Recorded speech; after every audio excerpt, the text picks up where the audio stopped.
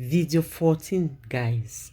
Earlier this morning, I spoke about people suffering from anxiety about the future. Now, I want to tell you a short story about myself. This month, of course, is the month of August, and today is the 14th of August, and I'm shooting my 14th video, which is in line with my goal for the month, which is to improve on my speaking skills and to work on my camera confidence. Guys, I love your feedback. So, how am I doing? 14 days, I have 16 more days, 17 more days actually to go, and I'm looking forward to at least 17 more videos. So this is video 14, and in my estimation and in my own evaluation and assessment, I think I am improving by the day. If you have listened to me speak, or if you read what I've written before, you would know that I was somebody who really did not have any ambition. I was not looking forward to anything. I just knew that a job was a job. I knew that someday I'll get a job, I'll make money, I'll have a family, I'll settle down, I'll live, and then the day Jesus comes or calls me, I'll go. But then it got to a point where I was so restless. I didn't have the appropriate combination, even in Form 5, to go to high school. And yet I went to high school knowing that I was going to retake some of the subjects, ordinary level subjects, when I was in lower seed, which I did. Eventually, I went to the university to upseat, and I still had not made some subjects. Choosing a course or a career path in high school was really challenging. However, I would say that education chose me because I went I actually enrolled into the Faculty of Education for want of choice. I mean, the subjects that I had, they qualified me for enrolling into the Faculty of Education, and I did. Eventually, when I graduated, of course, I became a teacher. But my job situation was really very despicable, as I would say, especially the financial aspect. And of course, the working environment wasn't that conducive. And I developed deep restlessness as to how I was going to spend the rest of my life. That is why I understand when somebody suffers from anxiety, when they do not know how they'll be living the rest of their lives. I was like, is this how I would live every other day until I die? Is this the amount of money that I would make?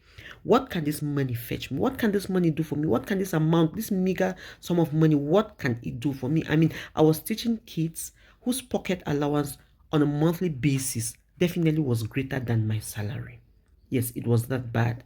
And that is the arena in which I spent at least 10 years of my life.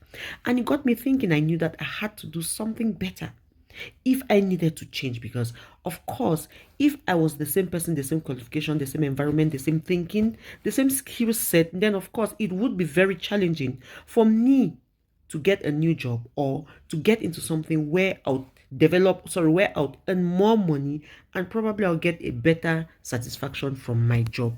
So that brought me to enrolling into an MBA program, an executive master's in business administration course as a postgraduate student. To me, that move was a great one. When I enrolled, of course, I'd already moved into another job. I'd left the teaching field into another job. And a few months later, I enrolled. Because prior to that, I'd enrolled in a course in English language in the University of Buea. But the new job that I had for a non-governmental organization was actually in Bamenda, so I couldn't pursue that course. When I took up this job as an admin assistant in the NGO, I knew that I needed skills. I needed to upgrade on my administrative and management skills. Granted, I had had a position to work in an office as a pedagogic supervisor for the past 4 years prior to me picking up this job as an administrative assistant. But I knew that if I must excel at that job, definitely, then I need to upgrade my skills. So I went back to school to gain new knowledge. And 2 years later, of course, I feel that, I feel that when I came out of that MBA program, I was better suited for the work that I was doing at the time.